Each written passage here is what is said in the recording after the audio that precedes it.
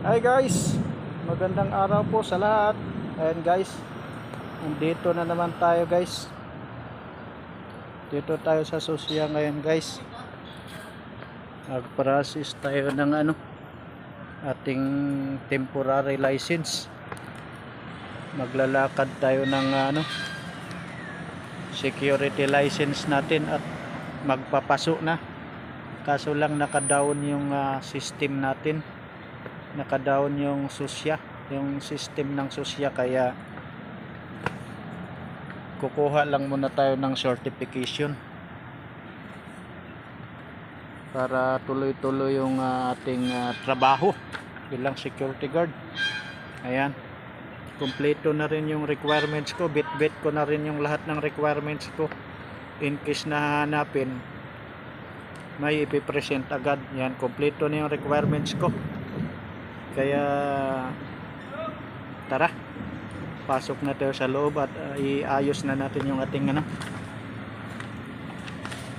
certification para tuloy-tuloy na ang duty bilang security. Let's go.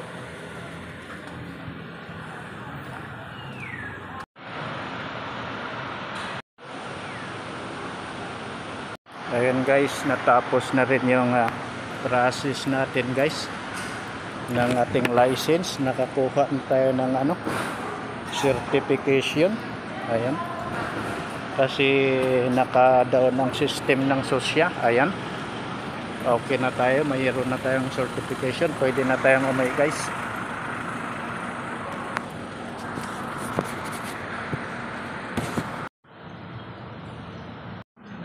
Hi guys, ayan guys, katatapos ko lang mag-process ng guys,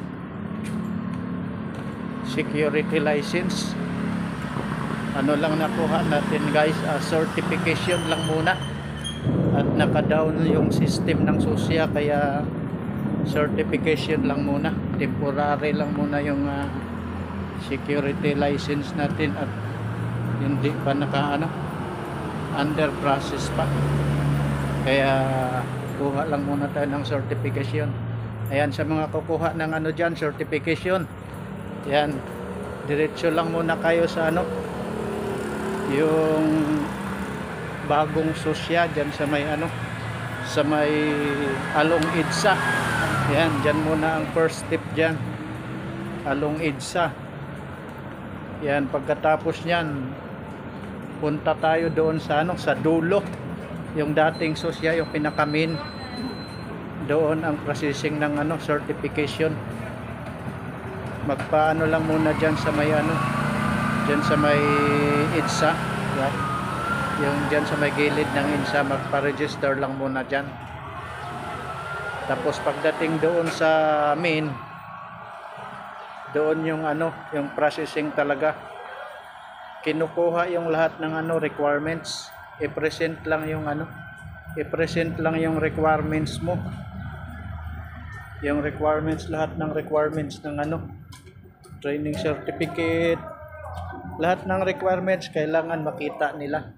Kaya yung mga requirements nyo, bit-bitin nyo na para sigurado, at pupunta kayo sa window 9. Pagkatapos doon sa window 9, bibigyan kayo ng printout ng certification. Tapos dalhin nyo sa window 3. Doon naman tatakan, lagyan ng seal. Yun lang. Thank you so much guys.